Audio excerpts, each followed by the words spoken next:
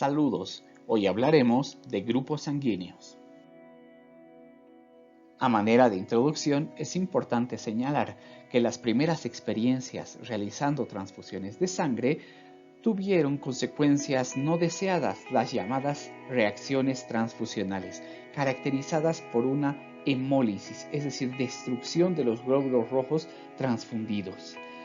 Todo esto se logra entender gracias a que el adecuado emparejamiento de sangre requiere del conocimiento de los diferentes grupos sanguíneos. Esta reacción inmunitaria que ocurre en la sangre se la puede comprender de forma muy sencilla. Los glóbulos rojos poseen un sistema de reconocimiento de lo propio y de lo extraño, en base a antígenos que se encuentran en la superficie de dichas células. Ahora, si estos antígenos son reconocidos como extraños por los anticuerpos, se produce el proceso de aglutinación.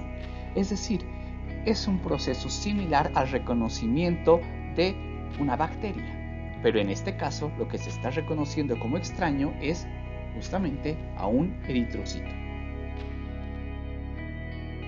Por lo tanto, el sistema de reconocimiento de los glóbulos rojos, es decir, los grupos sanguíneos, se basan en la presencia de antígenos de superficie que se encuentran en la pared de los eritrocitos. Y son múltiples los tipos diferentes de antígenos que pueden existir en los glóbulos rojos.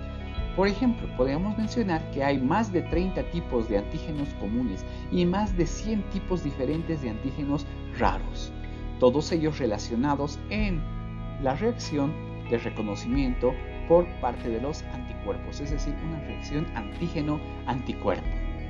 Ahora, dentro de estos múltiples tipos de antígenos, lo que más importa es mencionar que existen dos sistemas importantes, el sistema OAB y el sistema RH. Sistema OAB. En este sistema de clasificación de grupos sanguíneos vamos a encontrar 4 grupos diferentes de clasificación en base a la presencia o ausencia de antígenos de superficie celular de tipo A y B. En primer lugar, tenemos el grupo A, que se caracteriza por presentar eritrocitos con aglutinógenos, es decir, con antígenos de tipo A en su superficie. Por otro lado, en el plasma de estas personas encontraremos anticuerpos, es decir, aglutininas del tipo anti-B. Por otro lado, en el grupo B encontraremos glóbulos rojos que presentan en la superficie celular antígenos de tipo B. Y en el plasma sanguíneo encontraremos anticuerpos, es decir, aglutininas de tipo anti-A. En el grupo 0, pues tenemos un eritrocito muy particular, que no posee antígenos ni A ni B en su superficie. Por otro lado, en el plasma de estos eritrocitos encontraremos anticuerpos tanto anti-B como anti-A. Y por último, el grupo AB, que se caracteriza por presentar ambos tipos de antígenos de superficie, el A y el B. Y en el plasma no presenta ningún tipo de anticuerpos. Determinación genética de los diferentes aglutinógenos, es decir, de los antígenos que existen en la superficie de los glóbulos rojos. Esto depende justamente del genotipo, es decir, de la presencia o ausencia de los alelos correspondientes. En este caso, en los grupos sanguíneos del tipo ABO encontraremos 3 alelos importantes, el alelo A, el alelo B y el alelo 0. Lo importante es mencionar que el alelo 0 es recesivo, por lo tanto no se expresa. Por otro lado, podemos ver en esta imagen cómo tanto el alelo A como el alelo B son codominantes, es decir, presentan codominancia genética. Su sola presencia hace que se expresen, por lo tanto, que produzcan los antígenos del grupo A o grupo B en la superficie de los eritrocitos. En cuanto a la frecuencia de los diferentes tipos sanguíneos en la población, vemos que el más común es el tipo O también llamado tipo 0, con una frecuencia del 47%. En segundo lugar tenemos al grupo sanguíneo tipo A, con una frecuencia de 41%. En tercer lugar el tipo B, 9% de frecuencia, y el menos frecuente de todos es la combinación, la codominancia A y B, es decir, el grupo sanguíneo AB, con un 3% de frecuencia. Aglutininas, es decir, los anticuerpos relacionados con el reconocimiento de los antígenos expresados en las superficies de los glóbulos rojos. Estas aglutininas tienen títulos muy bajos, casi nulos al nacimiento. La gran producción de aglutininas ocurre entre los 2 a 8 meses después del nacimiento. Estas aglutininas principalmente son gamma globulinas del tipo inmunoglobulina G e inmunoglobulina M. Como podemos ver en la imagen, al nacimiento los títulos son muy bajos. Entre los 2 y 8 meses comienza a aumentar la gran producción de aglutininas y alcanzan su pico máximo de producción entre los 8 y 10 años de edad. Y a partir de esa fecha para adelante podemos ver cómo va disminuyendo gradualmente la producción de las aglutininas a medida que la persona envejece. Proceso de aglutinación, es decir, reconocimiento de antígenos de superficie por parte de los anticuerpos plasmáticos.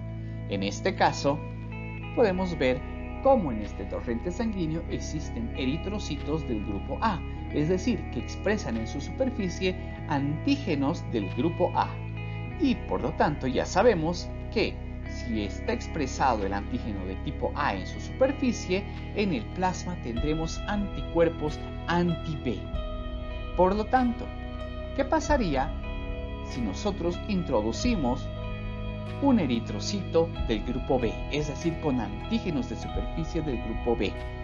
Lo que ocurre es justamente la reacción de aglutinación, una reacción antígeno-anticuerpo, donde los anticuerpos anti-B reconocen como extraño a las aglutininas de tipo B que se presentan en la superficie del eritrocito transfundido, dando lugar justamente a la destrucción de este eritrocito del grupo B. En este caso ahora veremos la reacción contraria, en el cual tenemos un individuo en cuyo torrente sanguíneo se encuentran glóbulos rojos del grupo B, es decir, que expresan antígenos de superficie de tipo B.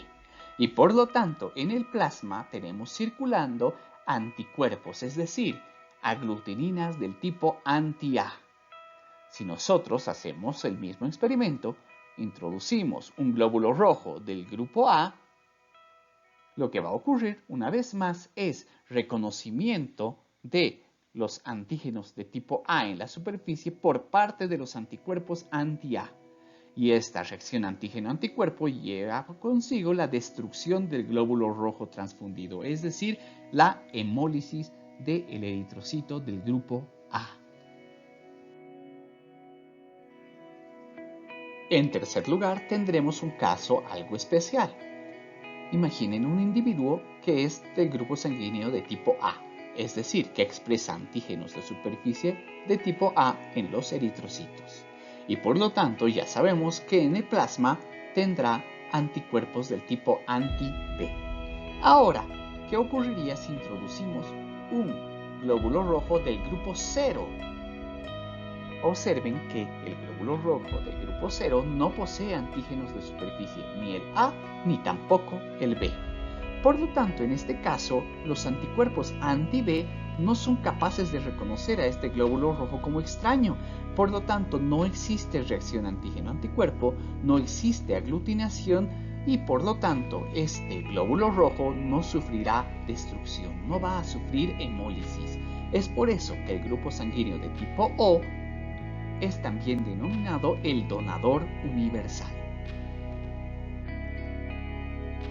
Por último, imaginemos la situación de un individuo que es del grupo sanguíneo de tipo AB, es decir, que expresa antígenos de superficie tanto A como B. Además de esto, sabemos que el grupo AB no presenta anticuerpos en el plasma. Por lo tanto, podemos nosotros introducir cualquier tipo de glóbulo rojo. En este caso, introducimos un glóbulo rojo del tipo B. Al no existir anticuerpos en el plasma, no existe reconocimiento de los antígenos de tipo B de la célula transfundida. Por lo tanto, no existe reacción antígeno-anticuerpo, no existe aglutinación y por lo tanto, esto hace que el grupo AB sea denominado el receptor universal. Por último, tenemos que hablar del segundo sistema importante en la clasificación de grupos sanguíneos y es el sistema RH, que se basa en la presencia de 6 tipos diferentes de antígenos del grupo RH.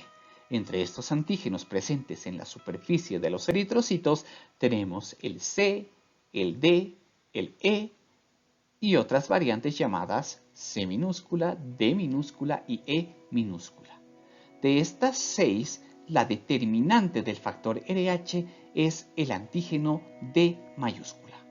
Por lo tanto, diremos que los glóbulos rojos que presentan en su superficie antígenos de tipo D son considerados RH positivo. Por el contrario, los glóbulos rojos que no expresan el antígeno D en su superficie son considerados RH negativo. Y gracias a la exposición de esta persona RH negativo a el antígeno D, con el tiempo puede ir generando poco a poco aglutininas, es decir, anticuerpos del tipo anti-D, que reconozcan como extraño al antígeno de superficie D de los glóbulos rojos.